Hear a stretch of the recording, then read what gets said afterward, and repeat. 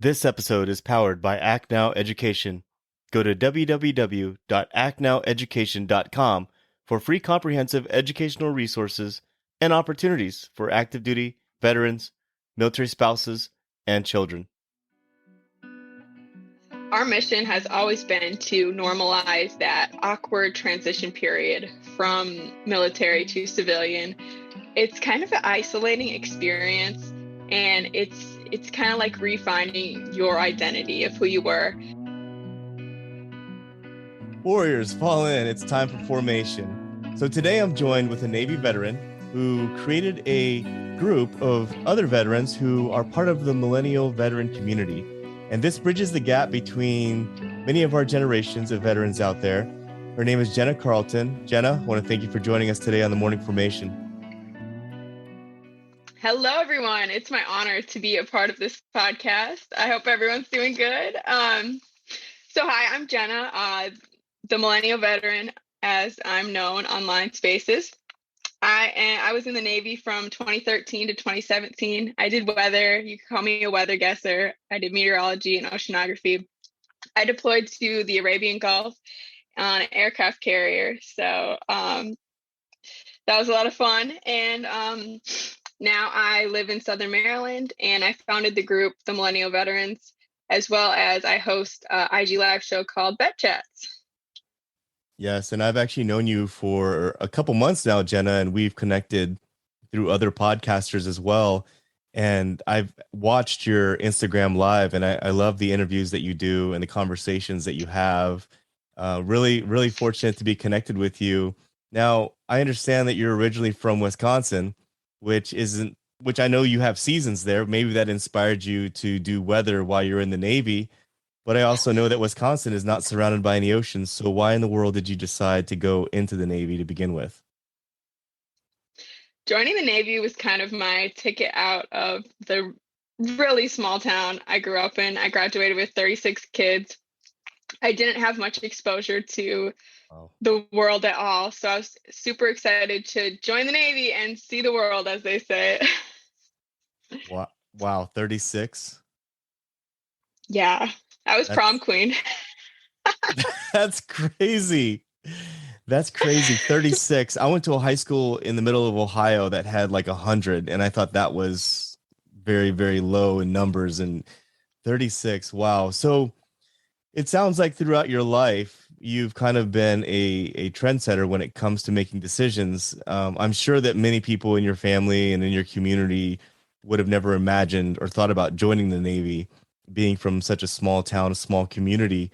So it kind of makes sense why you would do your transition out of the military, and instead of marching forward with your own life, you're kind of reaching back now to build that bridge between the generations and bring them up. But can you talk to us about what inspired you to create the Millennial Veterans? When I got out, I was very isolated. I moved to a new state with my husband. I didn't know anyone around. And then I went to college right away, and it was a very traditional school. There was, even though the kids were only like a few years younger than me, there was just such a gap in life experience. There wasn't a lot of veterans there. So I was trying to find my group of people. Where are my people at that can relate to me?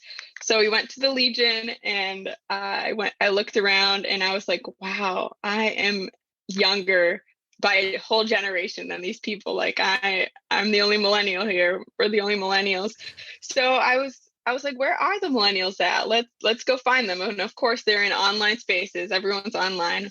So me and my friend Melissa, who's another Navy veteran, and my friend Angela, who's active duty in the Navy, we decided to form a Facebook group just on a whim. And it started out as just people we knew, friends, people that wanted to get out, people that recently transitioned. And it just kind of grew into so much more. Yeah, that's absolutely amazing. And what's even more amazing, could you tell us about how many people you have in that group right now? Yeah, I think we're at like about 850. It's a small group, but that's kind of fun because we're a tight knit community, and we can kind of keep that military banter going with one another. We share a lot of memes. It's very lighthearted, but when someone needs help, there is someone commenting within a minute to provide them a resource or a reference to whatever they need.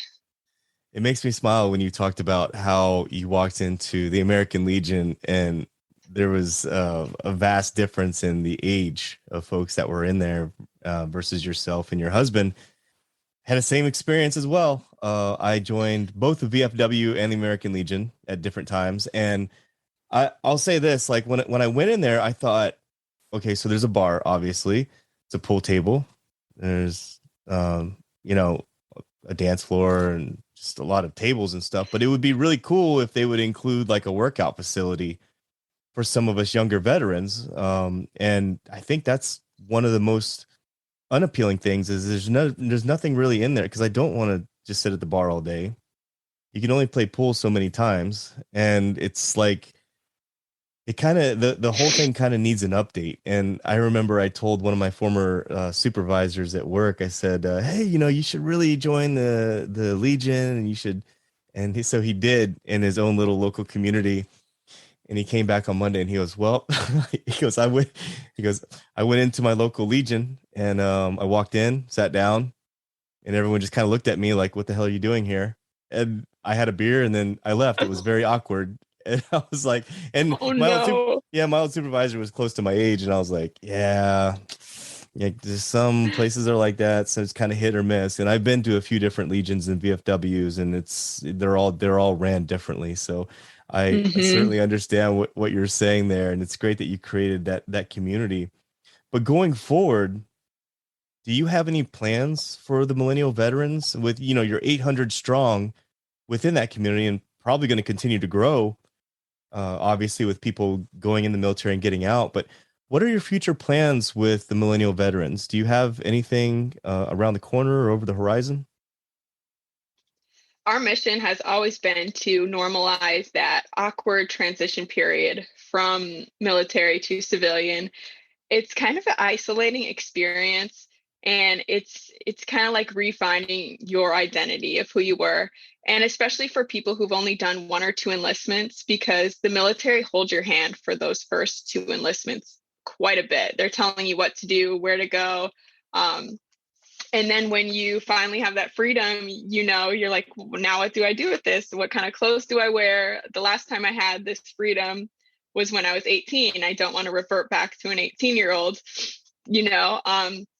So we just wanted to normalize and let people know that that's how you're going to feel. You're going to feel like that for a while, and we wanted to be that support and guide one another through that transition period. I think that's outstanding. And it's funny because the intro to my podcast says exactly that. In the military, you're told what to wear, where to be. But what happens when that cadence fades and you're no longer wearing that uniform? And so that was the number one thing is we have to reteach ourselves to pivot on our own and not wait for command to tell you when to do so. But the one thing about the veteran community is we're very resilient, very hardworking. We overcome obstacles, and that's something that I think a lot of I think that's something that's not really ingrained in the civilian culture as much, but it's something that you learn, especially you coming from a small community. Do you think the military sort of taught you to be resilient, taught you to uh, quickly change, whether that be within a social environment, to meet new friends? Like, do you feel like the military kind of brought anything extra to you that you probably wouldn't have gotten just staying in your own small community there in Wisconsin? Absolutely. What you said was kind of like rolling with the punches, take things as they come. Definitely being flexible. The military taught me, but I think the most important thing was just the people. I was from the small town, northern Wisconsin. There's not a lot of people from different places around there.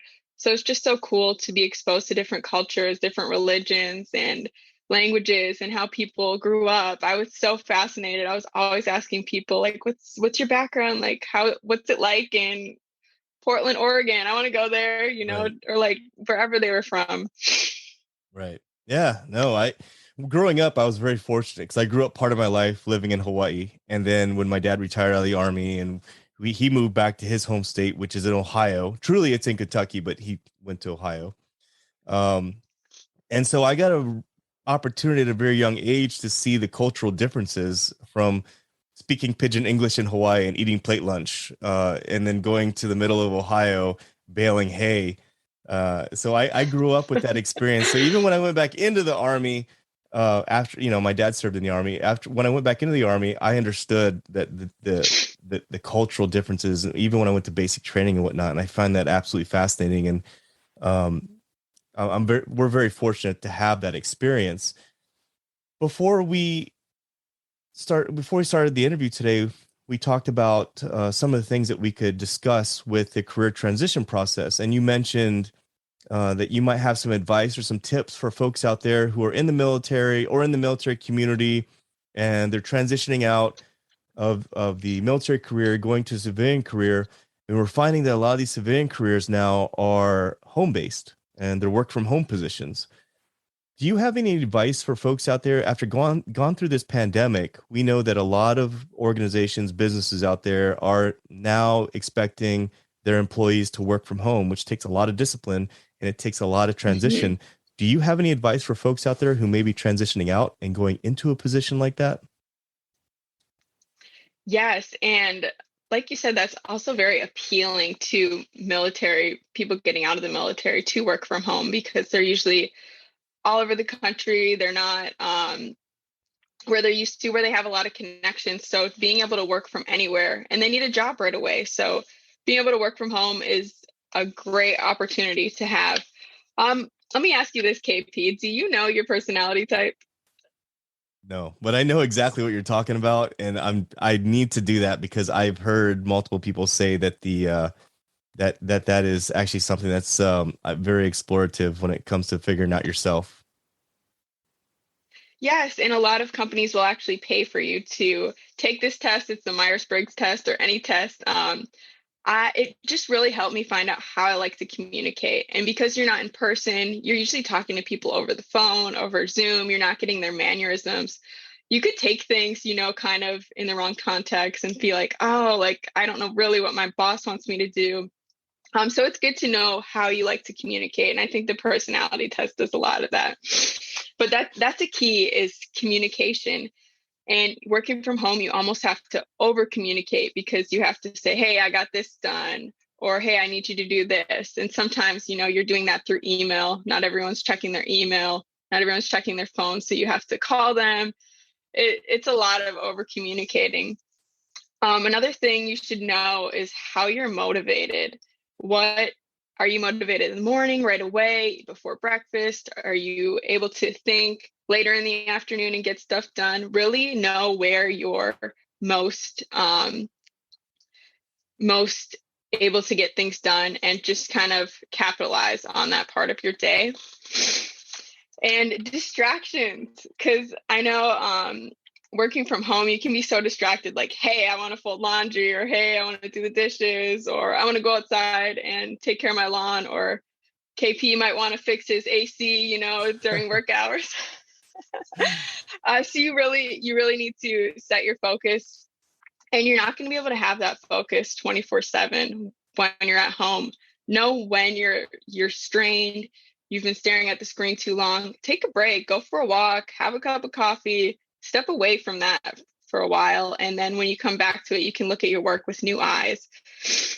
And also set boundaries. I think that's a huge thing because when you're working from home, you can work any hours. You could work all night. No one's going to tell you to stop. Hey, go home. No, you're already there. You could work all night. So you really need to set boundaries with yourself and your coworkers. Let them know your hours.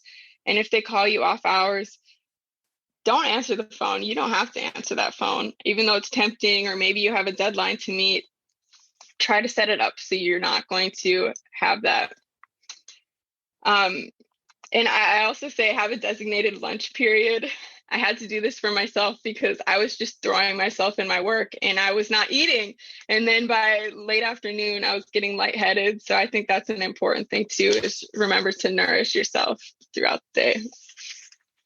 That's some great advice, actually. And diet is something that many people probably don't think about, but it, I don't know if it's better or worse to work from home and maintain a diet? Because then you also have access to all your snacks as well, and it could cause some overeating. I know me, I'm like, Rice Krispie treats. Yeah, I'm on it. Next thing you know, I'm 4 or 5 deep. And I'm like, wow, I wouldn't have done this if I was at work because I wouldn't have access to this. And for those of you out there listening, when she was talking about fixing my AC during work hours, it was 103 degrees in Southern California the other day. And my office shed that I use for my podcast took a beating. And literally things fell off my wall. And it was just like an apocalypse in a 10 by 12 office space. So I had to fix my AC and put a new AC in. It was quite some work. But some of the things that you mentioned, figuring out when you are most optimal during the day is something that you really need to know about yourself. I think for me early on, it's in the morning. It's when I'm most optimal. It's mid afternoon is when I want to take that nap and I want to just cruise the rest of the day. And you mentioned too about communicating. When I was working from home myself, I found that it was very difficult to communicate with folks over text messaging because there's no expression to what you're saying. And Mhm. sometimes folks would take things in a different direction than what I intended them to say, and they thought I was mad or something. I'm like, no, I'm not mad. Like, I'm I wish you could hear my voice and the way I'm saying it, so you could feel what I'm saying versus reading in black and white or over the text messages, Mhm. whatever I'm trying to convey. So yeah, that's definitely things to consider. Now, during your own transition out of the military, what was your transition like? Your career transition, was it seamless, or did you run into any bumps or any obstacles? So when I got, yeah, I ran into a huge bump.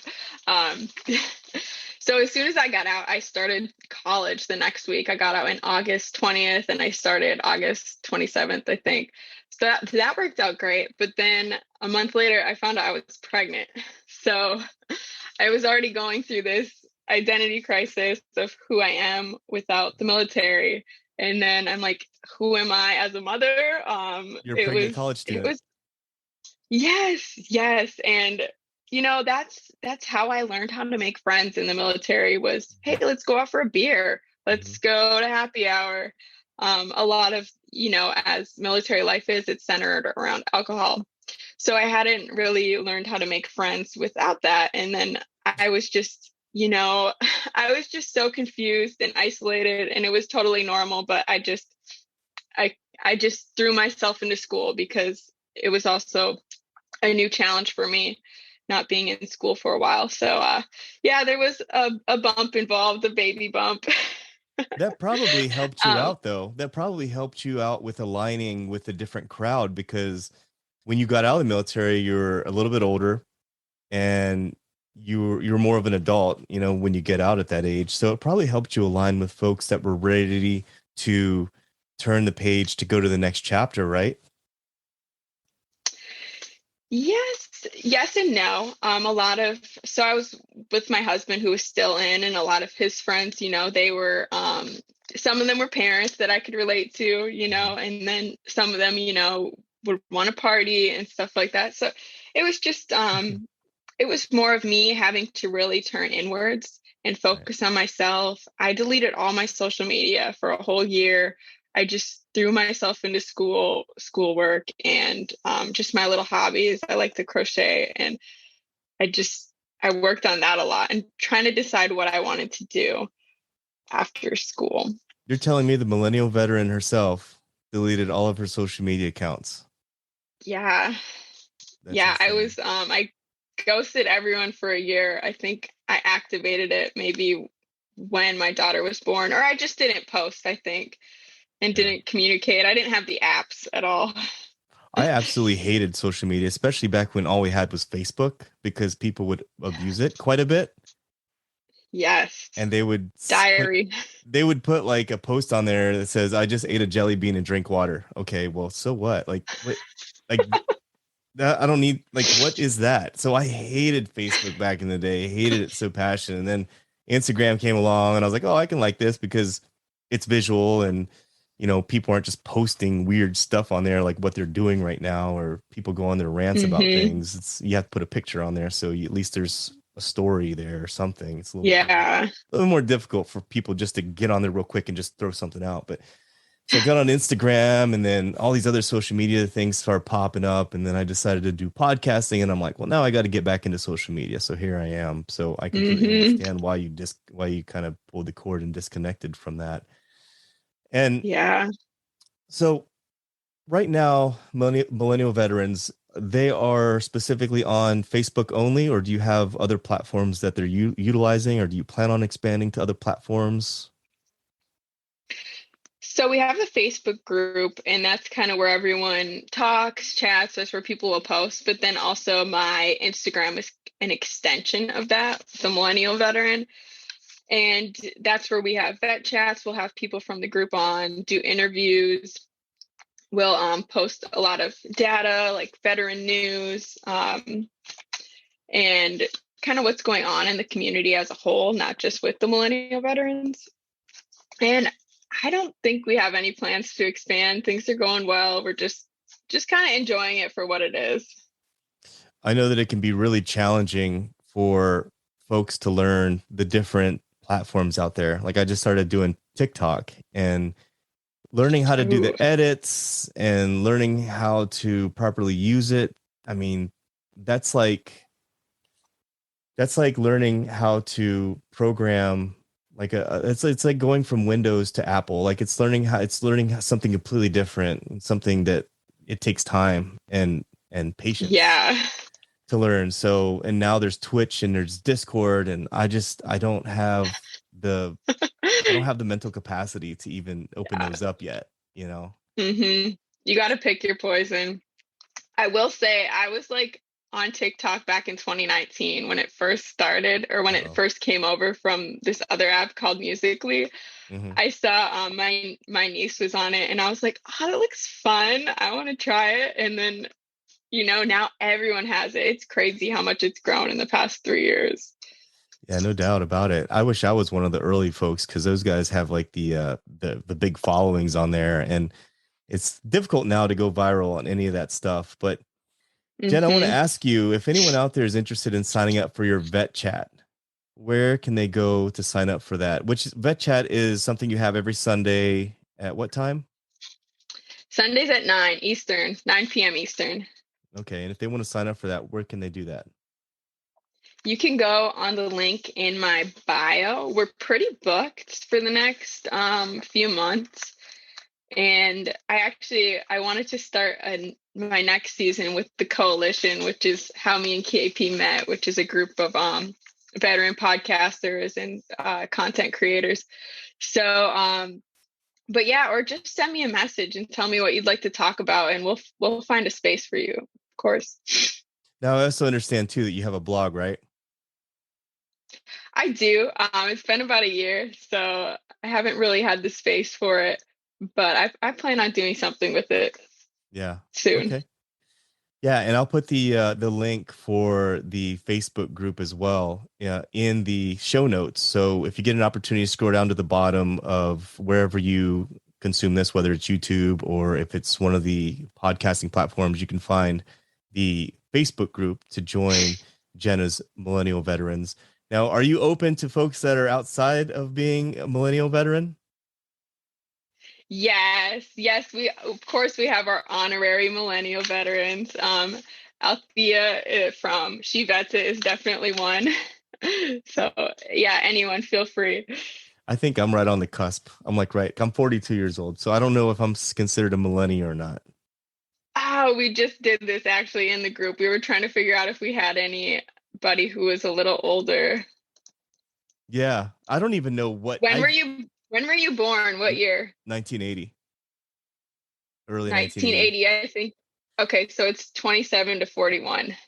So yeah, that's what I'm saying. I'm like right on the cutoff. Yeah, and I'm actually one of the youngest. I'm 27, so I'm almost on that Gen Z. Ew. I Yeah, can't even you say it, are. but Yeah, yeah. you are. Yeah, I guess I would be the older uncle, or I'd be the person in your group wearing mom jeans, maybe. Since I'm Hey, they're older. back. I just bought a pair. Mom jeans. People at work used to tease me because I work, my jeans are just comfortable. I don't wear, there's guys I work with that wear like Lululemon. They wear like all these like really like snug fitting jeans. I'm like, no, I gotta wear the 90s style, like, Yeah, well, that's comfortable back. That's back, jeans. baby. You're Is it? in. Yes. It's good to know that I'm And back. the shorter shorts. Was that your thing too? No, no, not at all. Cargo shorts. But my dad, on the other hand, he was a ranger, so he's whenever we used to go fishing, he'd wear Ooh. his little ranger panties, but um as they call them, and I was always embarrassed about it. But Aw. yeah, I know. But anyways, is there anything else before we wrap up the podcast today that you'd like to talk about?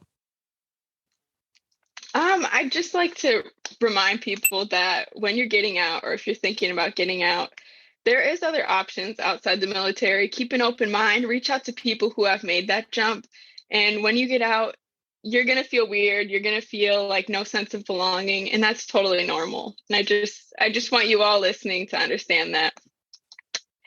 Now, I just want to ask you this too, because I had this conversation with someone the other day. When you got out of the military, did you try to separate yourself from the military? Like, did you try to get rid of all your military stuff and just try to become a civilian?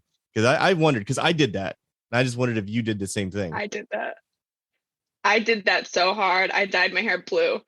Like I wanted to look nothing like anyone in the military. I got rid of a lot of stuff, and I wish I still had a lot of that stuff, but I noticed that when people, yeah. especially when people retire out of the military, their first call to order is, I'm going to grow facial hair, or I'm going to do something that I haven't been able to do in all these years. And I was never really like that, but I wanted to distinctly separate myself from the military when I got out too. Hmm. And I was talking to someone about that the other day. And I guess I would like to tell folks out there who are going to be transitioning out that, don't ever forget about who you were, Hmm. or who you are, or not be proud of who you are, because there's a lot of times you may feel like the civilian side isn't interested, or they don't value what it is that you did. And whether you deployed or not, you made a lot of sacrifices, and a lot of sacrifices that people can take for granted, whether it be family sacrifices, being away. Like when you were on a ship, how long were you on there for?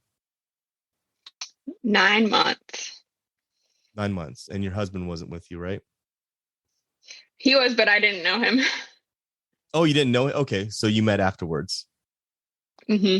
Yeah. So 9 months. I mean, at the end of the day, you're not in a place that you chose to be. Necessarily, you chose to be in the Navy, but you didn't choose to be on a ship for 9 months.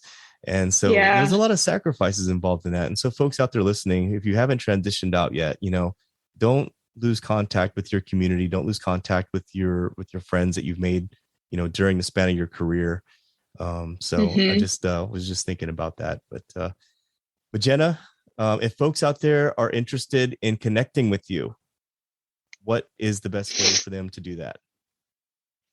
I would say my Instagram at the Millennial Veteran, or on the Facebook group, the Millennial Veterans, if you'd like to connect with um, like-minded veterans. It's a very, like I said, a lighthearted space, and feel free to introduce yourself. It's awesome. And I'll put all that in the show notes as well. You asked me before we started the podcast if I called any of my listeners warriors. Um, Yeah.